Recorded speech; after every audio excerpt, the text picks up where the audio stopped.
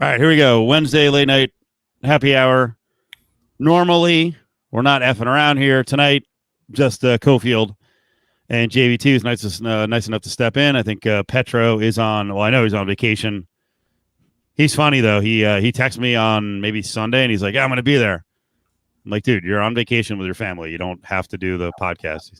So, and then I think he found out wherever he is on vacation that his internet's connection was not going to work tonight. So, Coolio, John steps up. So, you want to start out with the Knights? You want to start out with? You can fire those up. You want to start out with NBA? That was kind of a boring night tonight. Let's talk about the Knights because I know both you and I are in a very profitable position when it comes to the Vegas Golden Knights. So I'm in. Yeah. Which I love that if I get excited about the Knights, you basically accuse me that it's all bet related, which you did the other day. And I'm like, nah, I'm kind of into it. I don't know why I'm into this run more than any other, but I'm kind of into it. But yeah, we're both in a pretty good position. So what do you have? I'm just sitting back and just watching. But so I have after game 2, you and I both bet on the Knights to win the series. I bet them at plus 540 to come back and win this thing. After they took a 3-2 lead, I now have plus 540 on the Vegas Golden Knights and plus 295 on the Colorado Avalanche. So just sit back now and watch. Whatever comes in, comes in. It's a good spot to be in. Yeah, I think I've got 360 on the Knights and like 500 because you schooled me on that one. When I said I had 500, you're like, really? Yeah. 560 right now, dumbass. Shop the number. Hey, man, look, and I think I have been a little bit more into this run, I guess, too. And I don't know why. Maybe it is. I don't even know what it is, really. Like, there's nothing special or different about this team. Obviously, the years before, there's something new to it. But it's a little bit more interesting watching this team and, what they went through. Maybe it's the adversity, right? Like up 3-1, blowing that, and then getting through it. Down 2-0, working their way through that. But there is something kind of interesting about this run up to this point in the way that they've been playing. And, like, the numbers – it's been downright dominant against Colorado since the second period of that game too, man. Like, they've been really good. It's crazy. I think I'm into it now because we were there for the tough times. That was a joke. Been there since day one. But I do think there are some stories on this team that are worth rooting for. One, of course, is Fleury because that got pretty crazy last year with the Leonard stands and the Fleury stands. And not that I'm rooting against Leonard because I really think he's a good guy. I think the other cool angle on the team, and this is going to sound nuts, but I feel like on that Misfits line, like 2 of the 3 guys were maybe not publicly in jeopardy of being jettisoned because, they've moved on a lot of guys. But from what, Adams has said on the air and off, Adam Hill, Marchessault could be a guy who was dealt because he was really a Gallant guy. Not that McPhee doesn't like him, but Marchessault could have been one of the guys they moved. And I definitely think with Carlson, since he had that first big year and he, his numbers haven't been as good, like Carlson could have gone at any moment. And it's not like a comeback story, but I love the fact that they're both still around. And like the Stone line is really good and it's doing a good job defensively against the McKinnon line, whatever that line is, from night to night. But the fact that the freaking Misfit line is scoring all the time, like they're breaking through and scoring big goals and like momentum changers and freaking dramatic goals, I think is really cool.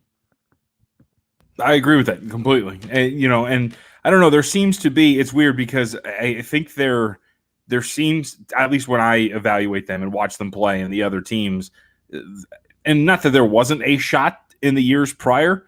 I don't know. It just seems so much more tangible that this team is actually like potentially going to win this thing. You know what I mean? And I don't know where that comes from. I base that as a man who loves numbers and knowledge and things. Sorry, I'm adjusting my camera as I'm talking to you. But there's something weird and different about this team that just kind of hooks me in. And I think there's like a legitimate chance that they're going to win this. And I'm really intrigued by like what Vegas looks like when a major sport wins a title, you know what I mean? And what the celebration looks like, especially a homegrown team. Like that's the factor to it. It's going to be really neat if it happens. I'll give you something else. I don't know why it is this year. I can't really point to anything, but the Knights fans seem less obnoxious this year. Yeah. Am I wrong on that one, or are they, No. or are they every bit as obnoxious as they were year 1 and 2? No, they're a little less obnoxious, and I like some of my buddies are really into the team, and like they were kind of obnoxious, especially last year when the Fleury Leonard thing was going on, because they were all super pro Fleury, right? And that was kind of unbearable to a certain extent. But this year seems to be very much level-headed, and so like maybe it's because like Fleury has made it kind of easy, right? With that kind of a decision, like there's no real drama around this team. There's no massive decision to be made outside of like complaining about Ryan Reeves every once in a while. Like other than that, everybody kind of seems lock in step. Like DeBoer is kind of favored.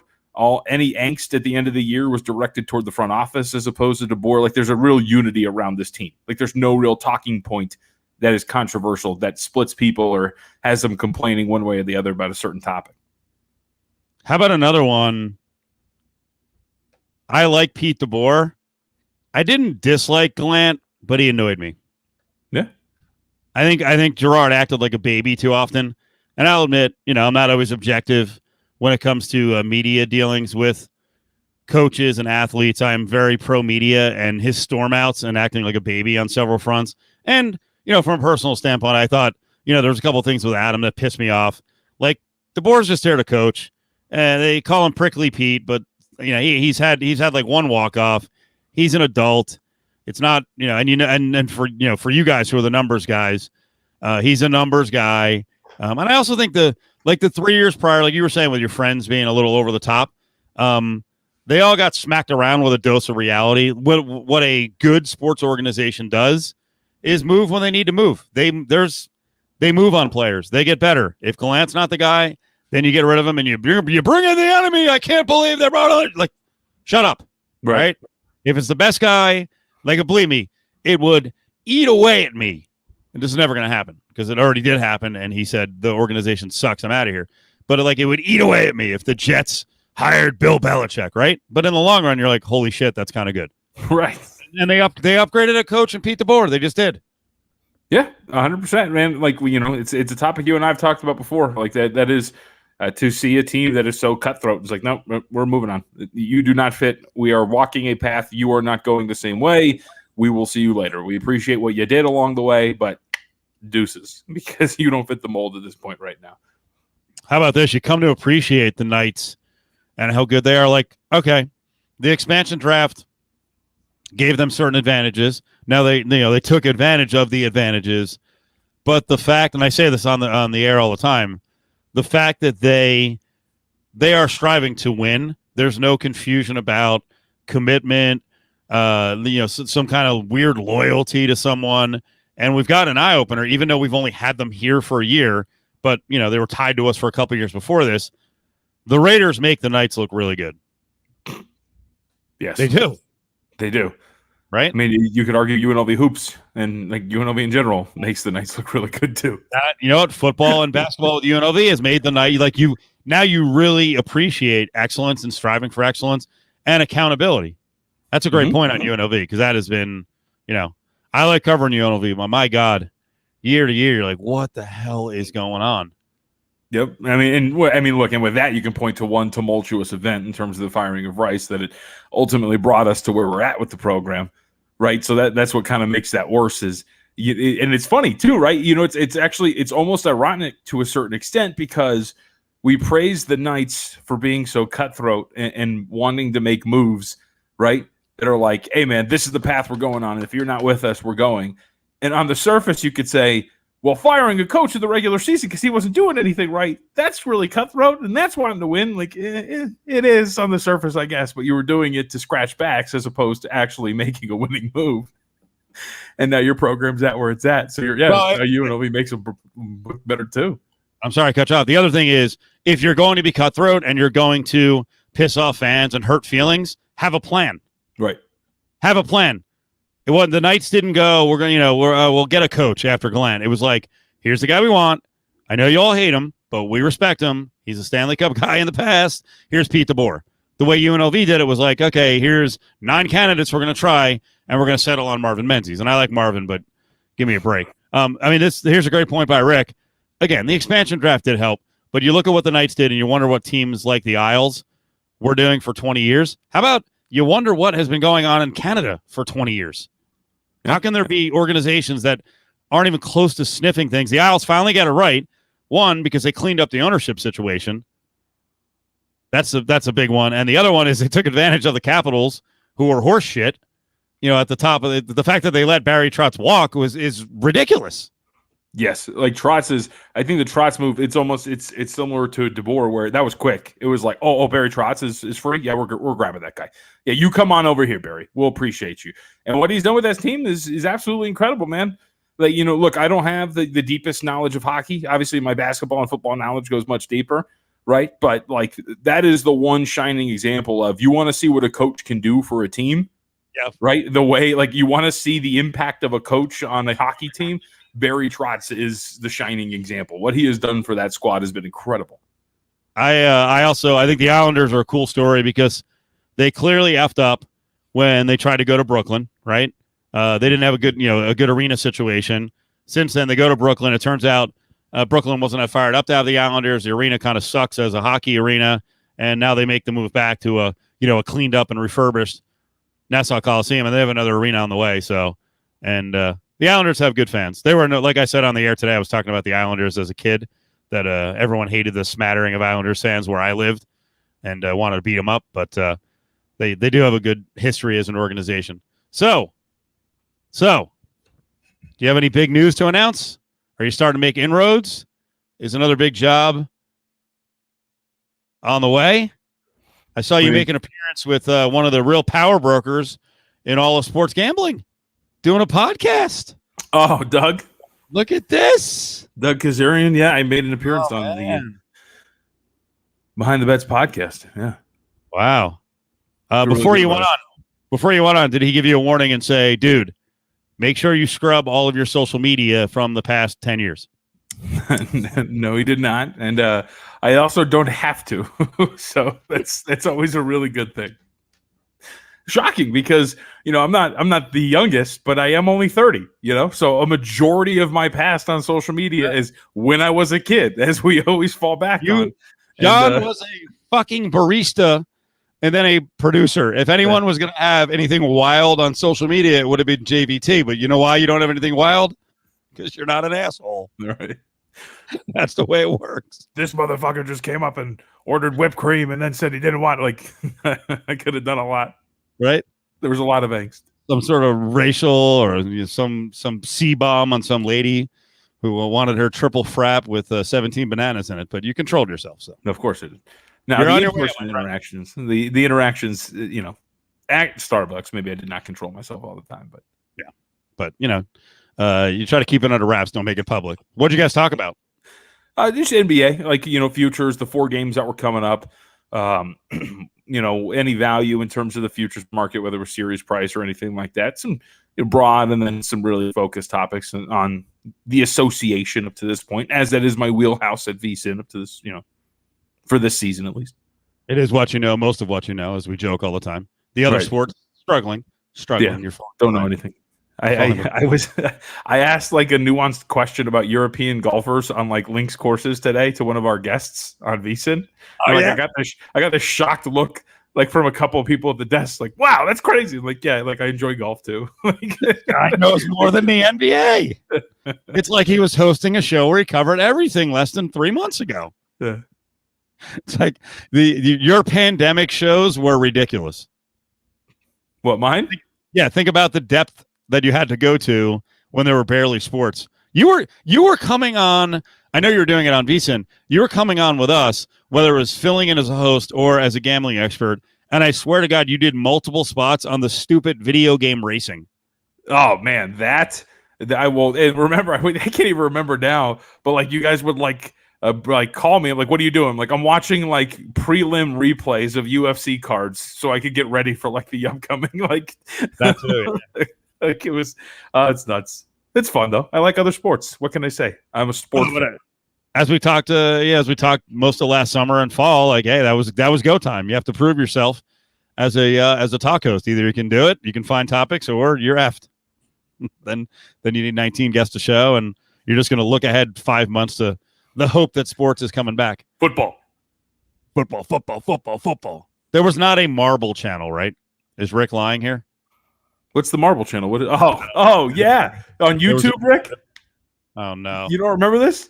Like they would do marble races. Like it actually was pretty interesting because they would like carve an entire track like in the sand, and like it was very long. They were like 4-minute races, and they were marbles. Like each would have a different color and everything like that, and they had a play-by-play guy, and like they would race marbles like down this intricate hill. It was actually really cool. Yeah, the marble runs. oh my god. Pathetic. I thought they were kind of cool. I watched like 5 of them. You know what? Actually, I sneaky got into in the pandemic. My wife makes fun of me because I watch it to this day, not religiously, but like every once in a while, if I'm sitting around and it's on. The Overwatch League. You know what this is? I've seen it, but what is it again? So Overwatch is a video game. Right? Is it like 6-on-6? I think something like that. And it's got what attracted me. It's actually got like a league format. Right, like there's divisions, they play one another over the course of a regular season. They have little mid-season tournaments, but at the end of the day, you qualify for the playoffs and then you play and all that stuff. So there was a uniformity to it that I could understand. So that was it. And I like the game itself. But yeah, during the pandemic, I got into Overwatch League, and now every once in a while, like if I'm at home and there's games on, I'm like, yeah, I'll flip that on YouTube, watch it a little bit. Super niche, but I'm into it. It's like a 8-month period for sports that we're never going to forget. Or maybe we will. I don't know. Maybe we'll get spoiled again and just take it for granted. I won't. Of course not. I still remember the day I was on your show, the day that everything shut down. With the NBA, we were talking about that. And then, of course, Rudy Gobert. Oh, man, it's crazy. Yep. College basketball tournaments coming unraveled just a couple of days after. Yeah, it was crazy. It's crazy how crazy everyone got, too, in terms of the seriousness. And the initial fear, and now kind of where we are after sort of getting through it, which we're not through it. Around the world, we're not through it. Have you seen these Jazz games? I think we're through it. Yeah. Well, man, I'll tell you what. Those I rip on those fans, but they are psycho. They're pretty loud. They were loud. Like that. I made this point about 5 months ago. And do you know what's the max right now? I thought it was like, did the Clippers let in about 4,400 into Staples? Lakers let in like 4,400. Is that the number? I think it's somewhere in that range. Yeah, like there's still a majority of cardboard cutouts. Yeah, I mean, and I made the point a while ago, like when LA, and I was thinking the Lakers, but when LA gets to the level where they have to play the Jazz, like Utah does not give two shits, right? You saw that through the pandemic. They were playing fast and loose. Like their crowd is going to be so much bigger. Did you make a did you bet the Clippers? You bet the Clippers when they were 140, right? Plus 140? Yeah, I got a lot of Clipper stuff actually. I bet them. I got them at plus 140 to win the series before game 1. When they were down 3-2, I bet them at 11-1 to win the title. So I'm in on the Clippers. You got Clippers. You got Clippers bets based on value. Did you put some thought into the fact that they are at a distinct disadvantage in terms of crowd noise, home and road? I mean, they are to a certain extent, but and one of my flaws, I openly admit as a handicapper is, I'm a big data and numbers guy, and so congrats, you have a really loud crowd. I think there's a lot of mismatches that the Clippers are going to be able to exploit, and that loud crowd still, it was a 3-point game down the stretch yesterday, and they had a shot to tie it. So, do you think it effed them up? Was that part of the reason they got effed up at the end and got off a 3 from one of the Morai twins, a couple of threes instead of their main guys getting the shot off? No, I think they were just bad in terms of execution. I think for some reason, Ty Lue did not want to call a timeout. And I think that was like a really big problem. And like, it's somewhat ironic. It's like, I didn't want him to switch out Gobert, whatever his reasoning was. Like the guy who blocked the shot in the corner, you mean? Like the defensive player of the year? The defensive player there. What's the logic? He's going to be parked on the 3-point line. You can't pump and go. Mm-hmm. Right. You're not going to blow by. Right. Like they're down 3. Like they're not. It's like I don't know, but I think that was more about it. And look, it was a really bad spot for them. Like they played a best of 7 all the way to 7. They eliminate Luka Doncic and the Mavericks on what was it, Friday or Sunday? Right, take the day off and then go to Utah, and then they have to play again in a game 1. And still, right, Marcus Morris 1-9, Paul George 4 of 17. whatever he was from the floor, right? Reggie Jackson fouls out insanely quick. I think he only played like 21 minutes, and yet you're right there with a shot to at least tie the game. Like they're a really good team. And Kawhi Leonard is arguably, I don't even think arguably, Kawhi Leonard is the best active player in the Western Conference right now. So they have the best player in the conference among the teams that are still active. Like I'm very much of the sense of it's game one. Like they'll be fine. I saw Tom Byrne from SiriusXM NBA coming at you, talking about all the disadvantages the Jazz had, and they still won. What do you think of what he said? So here's my thing with because I ruffled some feathers with my tweet about like, hey, all these things went wrong for the Clippers and they still only lost by 3. And one of the main responses, there were 2 main responses, right? One, it was the poor shooting in the first half of Utah, and 2, it was Mike Conley didn't play. Well, 1, the shooting corrected itself in the second half. They shot 54% from the field and 44% from 3. So the shooting corrected itself in the second half. So you can say that they had a poor shooting night, but it corrected itself in a massive way in the second half, which allowed them to get back in and win that game. And the other part is, yeah, like Mike Conley makes a difference, right? But that ignores the fact that are we getting 45 points on 30 shots from Donovan Mitchell every single night? Because that's kind of right. Like that's kind of a big deal, right? In terms of like everything that happened, right? Like everybody keeps talking about like, hey, the Jazz had a poor shooting night. If they do it, they win by 10. Yes, but Donovan Mitchell's not going to have that same scoring night every single night. So you have to factor that regression in. The fact that Marcus Morris, like I said, is a 40% three-point shooter, went 1 for 9. Reggie Jackson's foul trouble. Paul George's issues in terms of shooting. Like if you looked at everything, and it's fair to point out what Tom pointed out and what the masses pointed out, but I still think that overall, like I feel like if you watch that game, you kind of realize what was going on. What about Brady's question on Conley? So I think if Conley is going to play, right? So they closed like 3. They moved from 4 to 3. If Conley's ruled in, I'd assume it's going to be like a 4, like 4, maybe 4.5, depending on how the market treats it.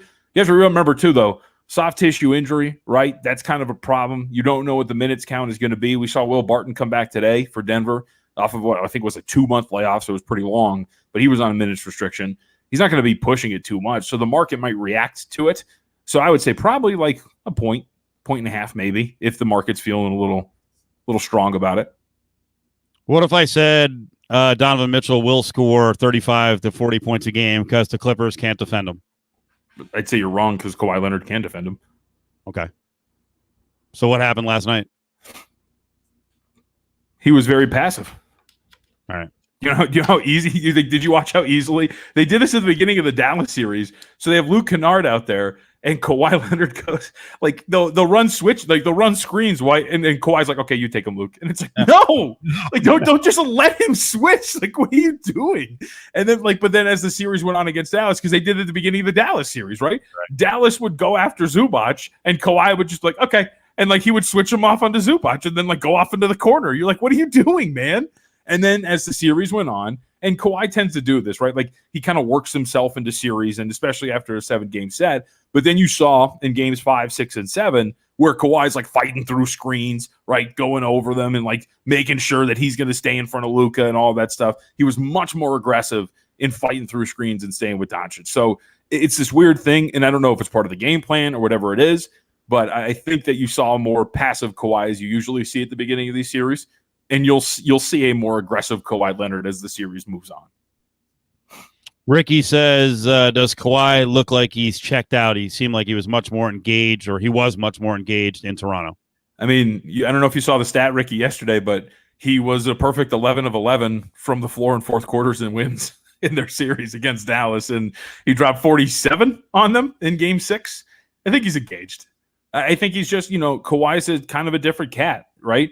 It's almost, I brought this up when the Lakers were playing the Suns, but LeBron James and 0-1 series deficits kind of go hand in hand anecdotally, right? Like LeBron tends to be very passive at the beginning of series, get teammates involved, study the opponent. I put in air quotes.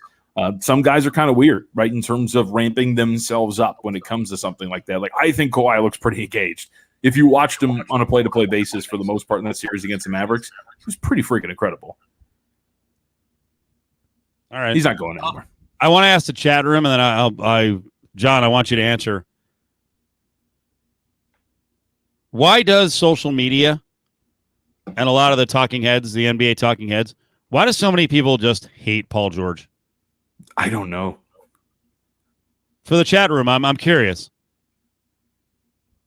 I don't get it with the weird nicknames, because I think the smallest part of this is like, while we, and it's probably the way the NBA is covered, while we just try to kind of cope with whatever is happening in tennis with mental health, right? With Naomi Osaka, I swear Paul George talking about mental health issues in the bubble has stuck with him. And like beneath the surface, people are like, this pussy. Yeah. Well, I think part of it was, I think he referred to himself as playoff P right before the postseason last year. Yes. Paul George, two first names. Okay. To be quite honest, though, like I've never really, like, I've always found gross is strong, but I have found a certain ickiness the way that Paul George is treated. Mainly, the mental health things, yes, and couple that with the fact that, do we forget what happened to him in our own city? That You he know what I mean? snapped and pulverized his leg. Right. And like what he had to go through in his career from an injury standpoint to still be at a point where he's, a very good player, in the NBA. We can talk about like top 30, 40, whatever, but like he's a legitimately good player in the NBA. And I've always found like this weird, like the pandemic P and the shitting all over him all the time. Like, I don't know. I find it really weird that he is so disliked, because other than like referring to himself as playoff P, he hasn't done anything that is outwardly dislikable, right? Like some of these other guys. Like I like Chris Paul a lot, but I think Chris Paul is a much more unlikable player in the NBA than a guy like Paul George. You know what I mean? But like George is just like, he's always got a target on his back. And it sucks too, because like I want him to overcome the hate that he gets, but then he gets like 3 wide open corner threes in the game yesterday, and he just can't hit them. And you're just like, bro, like I want so much for you, but you got to do it yourself too sometimes. Like, it's crazy, man. It sucks. It's weird. I don't know. I want to figure it out, because the hatred on the guy, and like I say all the time, the worst part, and I know John, you get annoyed by this. To me, the former players like seriously shitting hard on some current day players and picking them as targets, I just think is weak. Mm-hmm. Right. Well, because they especially, and I'm really curious, unless civilization, falls apart and the world ends, like as it moves forward, right? And as guys like Dwayne Wade, DeMarcus Cousins, excuse me, Draymond Green make their way into media, right? And they start to take the place of guys like a Shaq, like Charles Barkley, like Kenny. There's this weird boner that we have with the guys that played in like the 90s, like in their era. And I wonder if this is amazing. You're right. This is amazing.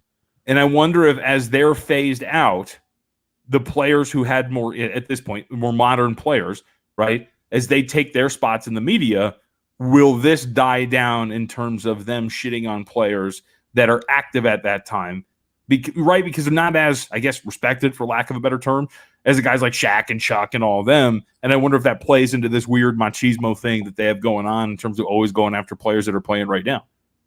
Do you really think Draymond Green is going to be pro players when he's an announcer?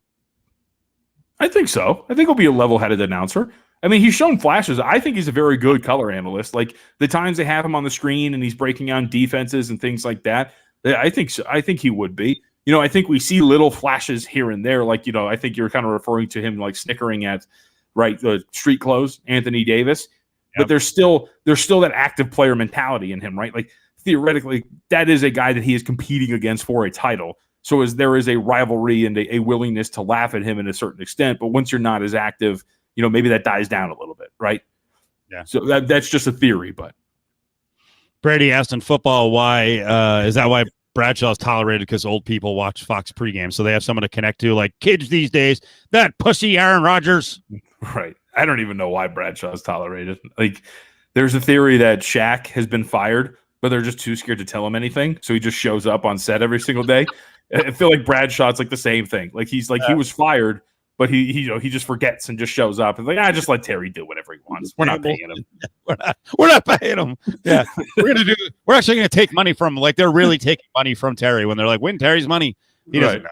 He's old. That's why he's doing the Vegas show now. He's like, I got to make money. Fox isn't.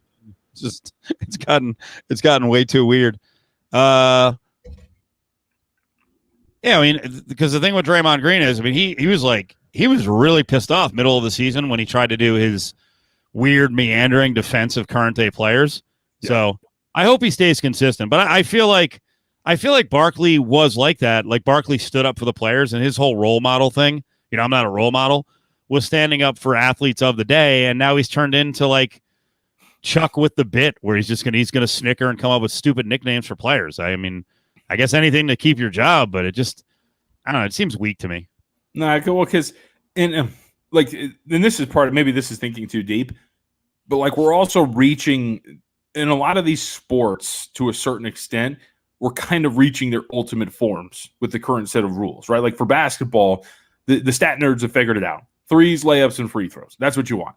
As a team, you eliminate mid-range shots. So you're reaching like the peak of like performance with a lot of these teams, right? In terms of the offense or the way that this is going to roll. And so now as guys like Dwayne Wade and all these other guys start to like become media members, you know, like in 10 years, if LeBron, let's say, becomes a media member or any of these other guys, you know, Steph Curry, for example, is a really good one. You know, Steph Curry becomes a media member. He's not going to be there. You know, back in my day, I'd throw it down on the low block and we'd get a bucket. You know what I mean? Like this is his style of play. And it's not going to change much from this right now. So I want, you know what I mean? Like, I think that would help in terms of this weird, like, rivalry to a certain extent that these guys have with players that are playing today. Here's the thing. I actually think a lot of the older players, like, see what you guys talk about, right? With stats and analytics. And sometimes it can be embarrassing. You know, you mentioned, because you throw stuff out, and I'll throw stuff out, like traditional talk, and then you'll come over the top and be like, nah, it's not even close. God damn it. What was it? Yeah, you know what it was? It was thinking of Shaq last night.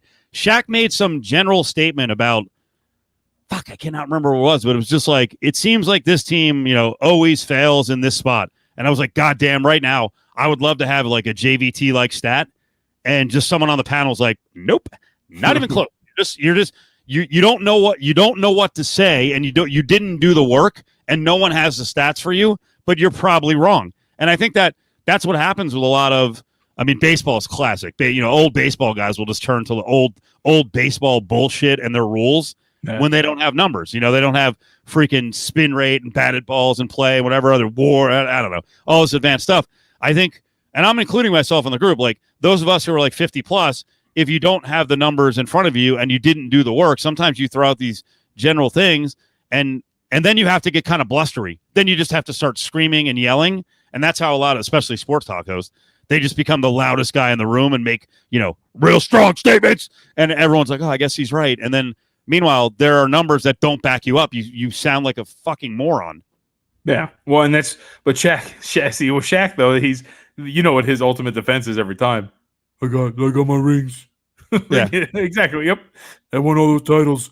You think I needed numbers when I was doing that?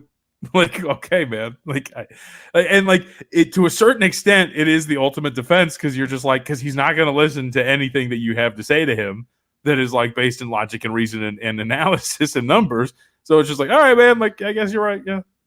Like, I don't know what to say. I don't know what this reference means, Rick. Is Francesa doing something now where he's talking hockey, or you're just talking in general, where, you know, it's the ace sport on Francesa's docket and he just has to rely on old school shit?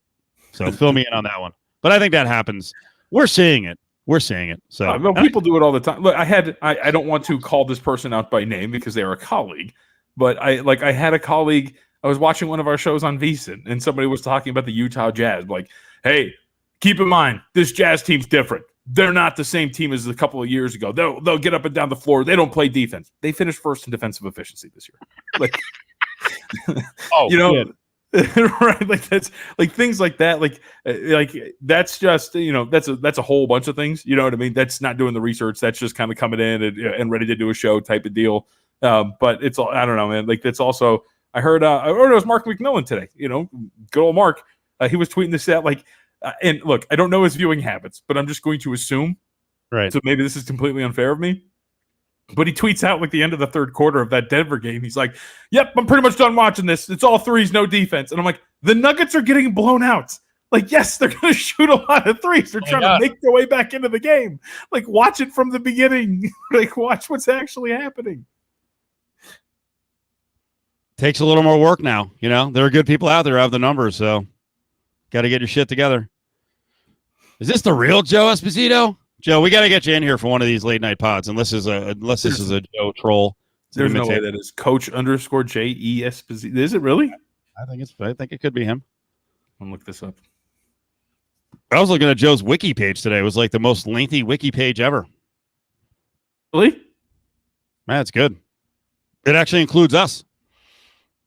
He's a regular member of Cofield and Company for a couple of years. And his Twitter handle is Coach_Esposito. So I don't know about that.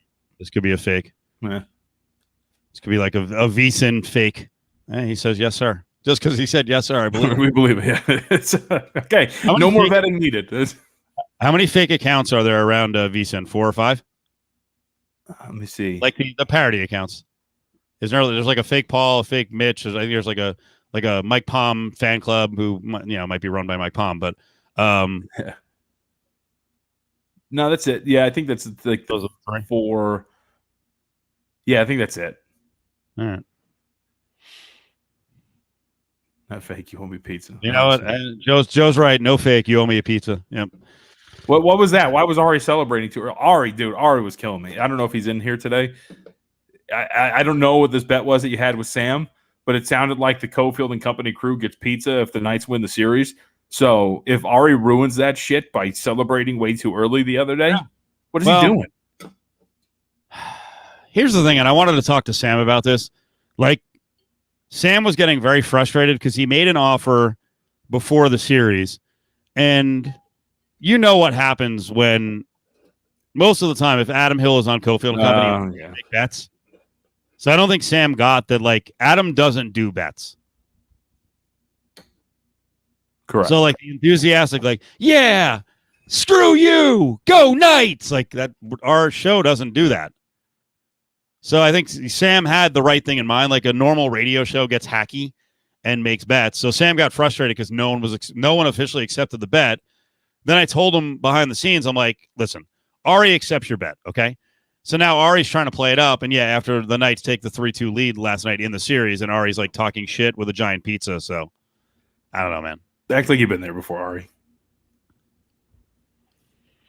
I mean, Ari doesn't realize if they do crumble in 7, he is legitimately paying for Sam and lots of others. So, your ass is on the line. Right. You better use all that money you bilked JVT out of with your bullshit slow play and that whole bet with the fake smoker guy or whatever, the masking smoker guy. Right. Yeah, Brady, that's a good point. This would be the second one that he has screwed me out of. That he screwed you out of, yeah. We all get pizza, but the Ari jinx is in full effect. So now I need to verify Esposito by asking the last 2 numbers of his phone. Do we really have to go that far? I believe it's Joe. Joe, what's the last 9 digits of your Social Security number? I don't. Yeah, but I don't have access to that, and I think that might be. Oh, I get it. Okay, I just got it. How bad is this? Because you know how anti big I am with the Sixers. But when I was talking to Joe today, I'll have to look at it, Joe, if you're 9-9 at the end. I was talking to Joe today on the air, and I said, you know what? I thought what Embiid did last night and what he's done in the series so far against Atlanta is really cool. Yeah. Because I think a lot of people have given up on the Sixers, right? Because of, Embiid's knee. But I talk about not needing big guys and you go small ball, but I loved watching Embiid just fucking throw around Clint Capella. How good. And then it was so awesome. He was just banging him.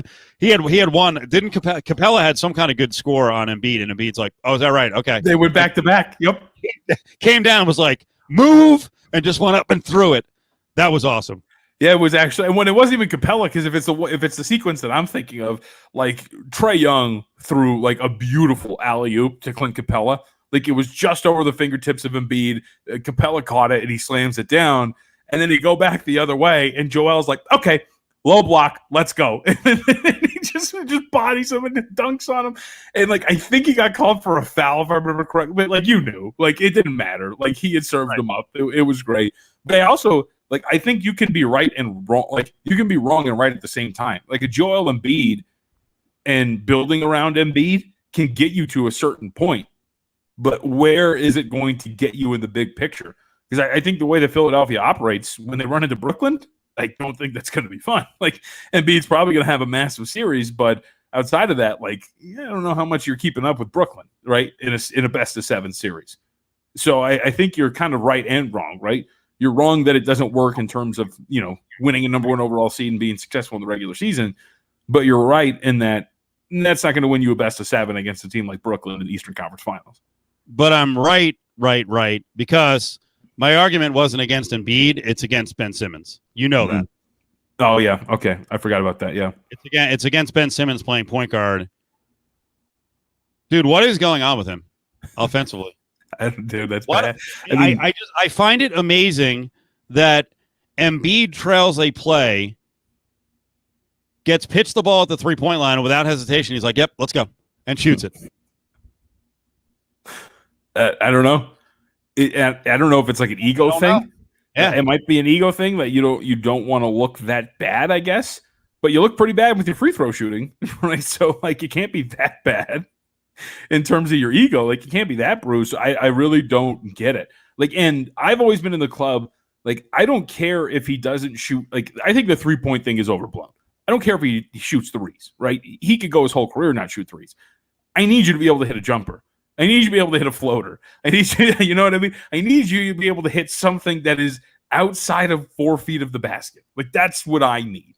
Because what makes Trae Young so good is if you give him a little space on a pick and roll, he can drill a floater in your face, or he can pull it from the elbow and hit that, right? Like, when it comes to Ben Simmons, there is no dynamic pick and roll game, right? There's no flaring out and hitting a jumper in any area of the floor. It's like, I'm barreling to 4 feet, either that or I'm kicking it out.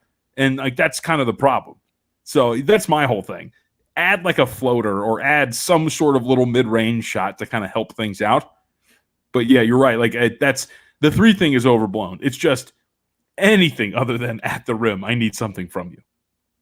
Now, having said that, if Giannis Antetokounmpo pulls up in transition from 3 again, I might go find him and scream at him myself. Like, I don't know what he's doing, but you're saying the efficiency's not there. Like, it's a lost possession every time. Even if he hits it, it's a lost possession. It's insane how, like, and I get it. He's trying to work on his game and add stuff to it. Like, work on that in the regular season. You know, I think I wrote this the other day. I think in terms of jump shots this season, like anything outside of rim attempts, I think he was shooting 35%.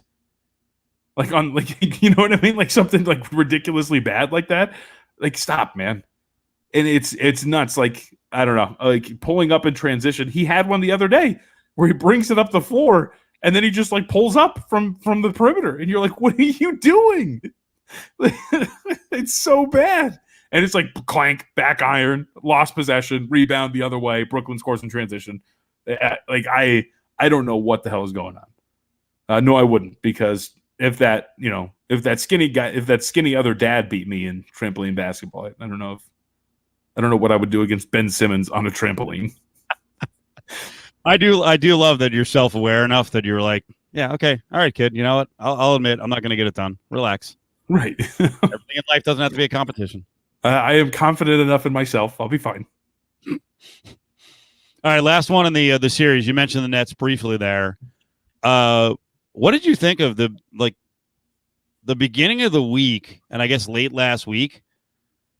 The main Nets topic was like, who fuels the Nets? Is it KD or Harden? And this was like, this is what really? every talking head show leaned on. Hey, the Nets are effed without Harden, or they're fine. It's Durant's team. Like, whose team is it? I don't know, but the betting market seems to think it's Harden's. Right? Because did you see what was going on with that? I mean, the fact that the Milwaukee was a road favorite against them the other day, that was nuts. Like, here's the thing: who cares whose team it is? You know, this is what I find pretty funny. But Emmanuel Acho. I'll play you a little Stephen A. and Max in a minute. Though they were well, Max doesn't do shit because he can't go off on Stephen A. because Stephen A. tells him about once a month, like, your ass is out of here if you keep disagreeing with me. He doesn't say it outright, but he's like, he subtly threatens him. But yeah, man, that was like the big debate with the Nets. Without Harden, are the Nets screwed? But here's the thing: this is what I like, right, about how we have these conversations. So, outside of the defense, the biggest talking point, too much, right? It's a very good point. Dude, Brian Windhorst would never have all that football stuff up in the background. Cut it out. Well, what's funny is I was looking into Kirk Goldsberry has like, I'll have to pull it up and show it on the thing. He's made like this pretty cool like topographical map of like a court in the NBA, but it's like, and it's an actual like topographical map, and like it's like the different mountain ranges and all these things are like the areas of the court in which like players thrive. You know what I mean? So like it's like LeBron Mountain is like within 4 feet of the basket right there. Like, it's pretty cool. But regardless, but here's what I like about these conversations that we have, right? It's a really nerdy map, but it's pretty cool.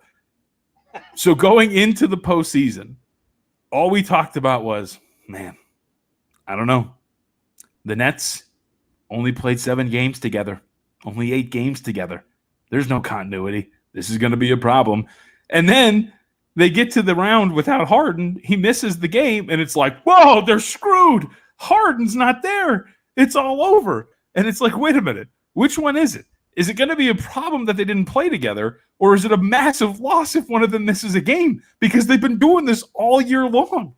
So like a team that has only played 8 out of 72 regular season games together, but all of a sudden one of them missing is worth like 4 points to a point spread, and we have to wonder whose team it is? Like, no, who fucking cares? Like, they've been doing this all year long, playing without like the big three. I think they'll be perfectly fine, and we saw it. Yeah. Well, you again, what happens with the Nets narratives. Mm-hmm. If they can't go with whose team is it, what are they going to do? Start breaking down the supporting cast of the Nets? Yeah. That ain't going to happen. And honestly, no one wants to hear that. So people aren't going to know who the fuck, all the other guys are on the Nets, and, talk about the spot up shooting acumen of Chubby Joe Harris. Blake Griffin playing center is some of the most thrilling things that I've ever seen in my life. Like, that's so incredible. I'd like to talk to Joe about that. Watching Blake Griffin play small ball 5 and like bodying up Brook Lopez and Giannis Antetokounmpo and like being really good at it through 2 games is it's incredible. It's absolutely incredible. How about throwing a monster dunk in Giannis's face where Giannis he just couldn't leap quick enough. He just wasn't in good position, and he just ducked, and he's like, I'm gonna get surprised. Sucks. Oh, dude, it's so good. It is so awesome. And he's so smart. That's part of it. Like, the athleticism is still there for Griffin, but like, he's really smart. Like, he's always in the right spot. He's always playing off. He's like, go ahead, jack up your bricks, Giannis. I don't care. And the rest of the team is really like, the whole narrative around the defense is true to an extent, but like, there's some pretty smart defenders on this team. Right? Joe Harris played for Virginia. He's not a terrible defender. Bruce Brown is a solid help defender and off-ball guy. Bruce Brown. You love Bruce Brown. He's great. And like, if you there was one possession at one point where like you're watching him, right? And Giannis is isolated on Griffin, and he's working him, and he spins. He does his stupid, left to right spin move to go into the paint. And Bruce Brown flashes real quick. He's like, nope, not really. And Giannis is like, oh, fuck, I can't move. So he kicks it back out to Middleton, and Brown's already back there contesting the shot. Like, it is such high level basketball from a couple of these guys. But Griffin's nuts, dude. If anybody hasn't, just sit there and watch him when he's in the game, man. He's so freaking good. By the way, thanks, Joe. I appreciate that. Yeah. You know who's not going to get any credit when the Nets win? Steve Nash. Yes. It's no shot. None. And I said he must be actually. Is he doing a good job? I think so.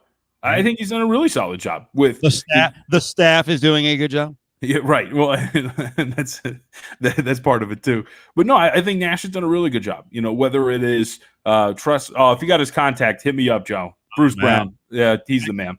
Next time John's on a Wednesday and Joe is on, we're doing like a good 10 minutes on Brown. Oh, and we got to watch him up close in summer league. He had a really good summer league a couple years ago for the Pistons. Like that was like I'm a big Bruce Brown fan, but regardless, no, I think Nash has done a really good job. I think in terms of what he has done from a game plan perspective, allowing Blake Griffin to play that small ball 5 role and trusting him, all sorts of things. What they're doing against the Milwaukee Bucks, I think is really smart. And I think you see every once in a while you see his fingerprints on this team. It's funny, like right at the beginning of the year, how many times when I would do spots and I'd hear, John, there's only one basketball. How are Kyrie and KD going to share this thing? If you watch them pass, it's brilliant. Like they're in transition, they can find each other very quickly. The ball swings around to open shooters all the time. Like you can see like the flashes of Steve Nash in terms of that offense every once in a while when you watch it. Like he's gotten them to buy in, man. Like they're pretty good. Yeah, there's only one basketball argument should have gone out the window in sports radio with Colin Cowherd because he obviously had one of the worst rants ever when the Celtics put together their team with Garnett and Pierce and Ray Allen because that was his whole thing, and he went on and on about it. And obviously, if guys want to play together and they want to win, they share the ball. If you get the right guys, they will share the ball. Let me play this bite where so I'll just set this up. So Stephen A came in after the 125-86 game and was like ready to friggin' go because Max kept saying, Harden. He's the guy. They're screwed without Harden. So it was like Stephen A comes in. He's like, yeah, see, it's Durant. It's his team. And Max tried to come back because basically Stephen A was like, you don't know shit about basketball. I've covered the game for 30 years. So then Max tries to come over the top and he's like, you got the finals wrong 6 years in a row. And that's when Stephen A got fucking pit. By the way, Stephen A has gotten a lot more than just the 6 years in a row. If you're that bombastic and you make predictions, you're going to be wrong often. But you can hear like there's just enough vitriol in here where Max is like, I want to keep my job, so I better back off. Come on, old Gussie. Fire up. Did you not say? I don't think they're getting out of the East. Did you not say they are not coming out of the East without James Harden? Okay, let's say I did. I didn't, but let's say I did. Okay. Thank you very much. Thank you very much. I'm just saying. I didn't. I said I don't think they would. Okay, that's fine. You might still be allowed to talk basketball since you're willing to admit. Says the guy who got the finals wrong for 6 years in a row. What are you talking about? That's right, I did. That's right, I did a few years ago. But unlike you, I'm willing to admit it and not dance around it like I'm moonwalking. Okay, that is what it is. Even though injuries played a role in that, but that's okay. That's okay. I don't have excuses except for this. Listen, unlike you, I got 3 decades of a resume. So let's be clear. Now here's the deal of winning, of being right and winning. Now let's get to the Milwaukee Bucks. Okay. I mean, it's great TV, and it's awesome that Max gets under his skin that much. But in the end, Max always unfortunately has to back down because Stephen A is like, I'll kick your ass off the show. I'm the show. Shut up. Don't challenge me. So good. I love it. I have 30 years of experience. Max has what, 23? Something maybe like that. Maybe not covered in the NBA specifically, but those guys are great. Love it. All right. Can we close out strong with a good video here? This was sent in by content provider P1 Brady. John, how do you anticipate handling administration and teachers when it comes to Diego, when they're, because times are changing, man. Education system's a little bit weird. I mean, you'd have to give me a scenario. Right, there's so many different unique situations. Yeah. Well, how about what just happened with the remote classrooms? If you had an issue and then you were getting some lip from some school administrator. Oh, like the teacher who was teaching the kids that the vaccine was fake. Like that? Yeah, then I would probably have to step in and at least talk to a professor or something. Like the second the teacher starts sticking keys to her face and telling me that things are magnetized and okay, we got a little bit of a problem. Can we play that video, by the way? That was so good. So I love this topic with local government officials who, in many cases, it's weird, man. It's like they've lost focus on what their job is and that they actually work for us and that they somehow believe they're untouchable. And it's like, I don't know when this happened. Like, you serve the people. So anyway, this is a Board of Education meeting somewhere in New York and it gets a little bit froggy. Make sure it's ready to go. All right. Sorry, slow production. Versus the current path they're headed down. Thank you for your time.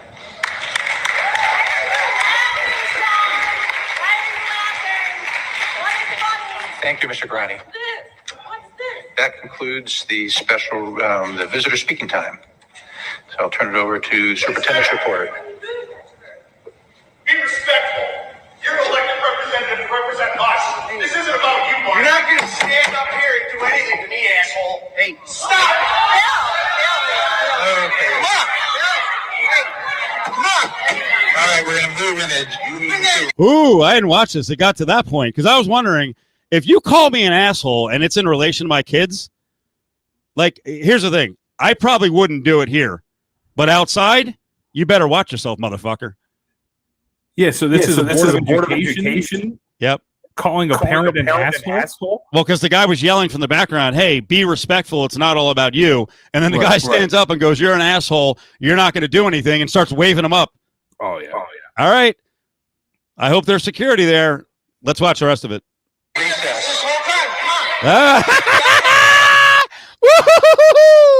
Oh, He's coming. He's coming, brother, and he's good size. He's bigger than you. He's big. You asked for it. Look at the lady on the end's like, I'm getting up here.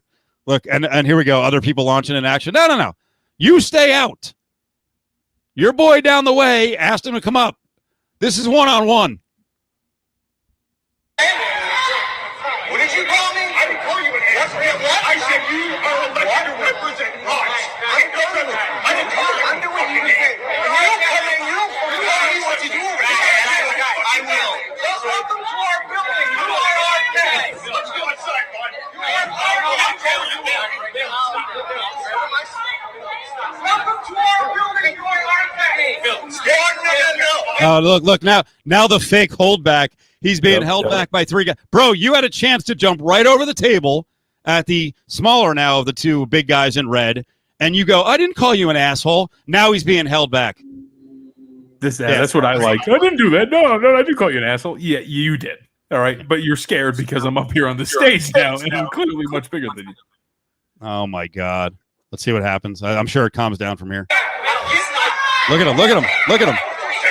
Keep the cup down.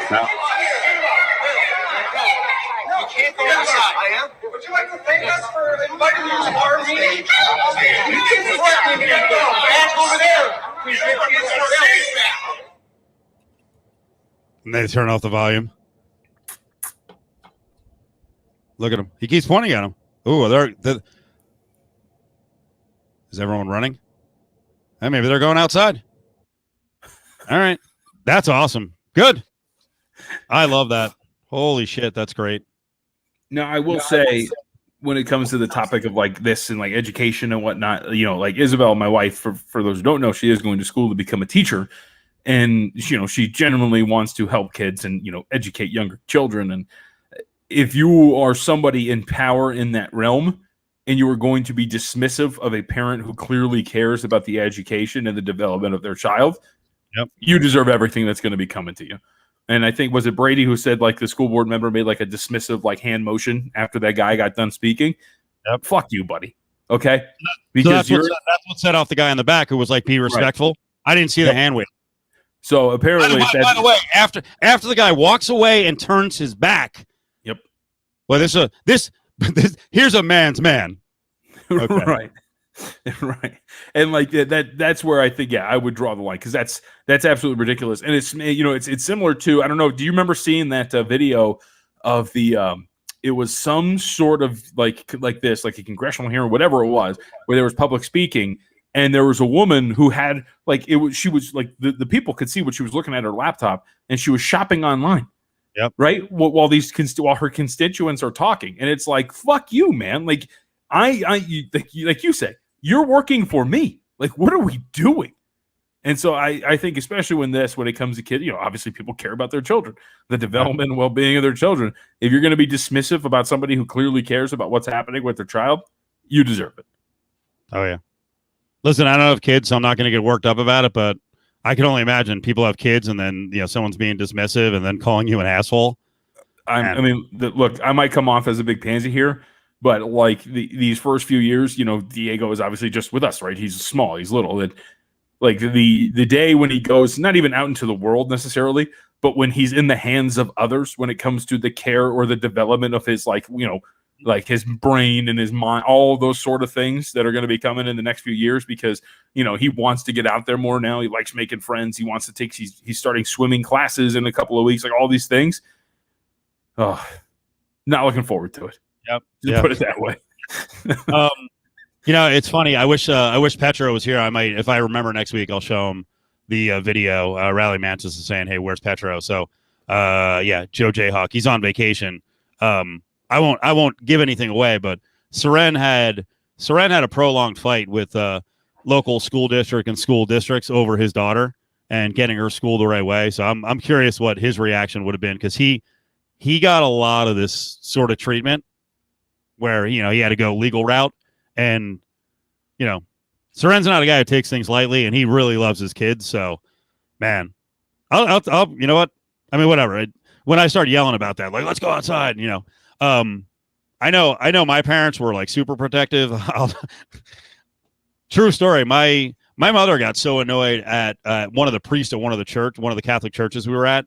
And it wasn't like a sicko type thing, the high, whatever, all the pedophilia, but something. She got pissed off. He said something to her, and she told the priest to go fuck himself. Mm-hmm. She's like, you're not going to talk to my kids that way, and what you're teaching here is nonsense. So go fuck yourself. And she pulled us out, and we went to another church. So, and while I don't recommend being a hothead and losing your cool over your kids, there is a point where you have the right to if someone's that flippant and obnoxious. It's just there's some kind of mindset with local politicians where, like, I think because they're so juiced in, they're making money, they feel like they've got this ultimate power, and it's like ultimately you do work for us. Like, do not screw with people, man. People are getting more and more crazy. Be careful. Right, and like I think there's a difference in terms of like wanting the best for your child well-being, and then like the term like the helicopter parent that is just like way too involved and way too overprotective and everything. Like that's those are two different things. But to care about like the legitimate teaching and molding of your child's brain, like that is something that is very important, right? Like this is going to stick with your child. Like it's a very important step. And like Brady's story here, like that's kind of crazy. Yep. To have, I don't mean to laugh at you, Brady, but like to say you had a speech impediment and a third grade teacher to send you in the hallway and say, come back when you speak properly. Like that's a moronic teacher who has no idea what they're doing in terms of handling children. And I love that mom showed up. Like, it's one thing for dad to show up because there's a physically imposing deal. When mom shows up and it's like, yeah, okay, mom may have lost it, but she's willing to go fight for her friggin' kid. Yeah, you weren't on the air when I told my mom's story. It's pretty embarrassing, but what was it? It was bad? It was pretty bad. She embarrassed you? Yeah, it was pretty bad. Was it for a good reason, or did she legitimately No, it was for a good reason, but it was pretty bad. I think it's a really funny story, but all right. Well, I feel like I told it. And well, regardless, I'll tell you the quick version. So obviously, I was a chubby kid growing up, and I was always made fun of. You're like obviously. I don't know that. I don't know you were a chubby kid. I know you got a little big in high school. You're playing offensive line. And so I was made fun of when I was a kid, for being a fat kid, as I guess they do. So my mom, and it gotten pretty bad. And so my mom shows up one day to talk to these kids. But Steve, she comes in and she's steaming. She's pissed. And she's like, where are these kids? And, they walk in and, they bring the kids in that are making fun of me. And she goes, Jonathan, are these the kids? Are these the ones that are making fun of your breasts? And I was like, and I'm just like, yeah, like that's them. And like, it was painful. I think I was like 8 or 9. Yeah. So yeah. So she pulls that. Are these the ones that are making fun of your breasts? Oh, Jesus Christ. But the best part is, and I remember this vividly. Like this is, so she screams at him, does everything. we get home and like we lived in an apartment, so like she's at the top of the stairs and I'm at the bottom, and I'm just like I'm defeated. I'm not crying, but I'm just defeated. You know what I mean? I'm like, I'm never gonna live this down. This is terrible. And she's at the top of the stairs. She's like, "What's wrong with you?" And I'm like, "Mom, I appreciate what you did for me, but next time, can you say chest instead of breast?" It was so Awesome.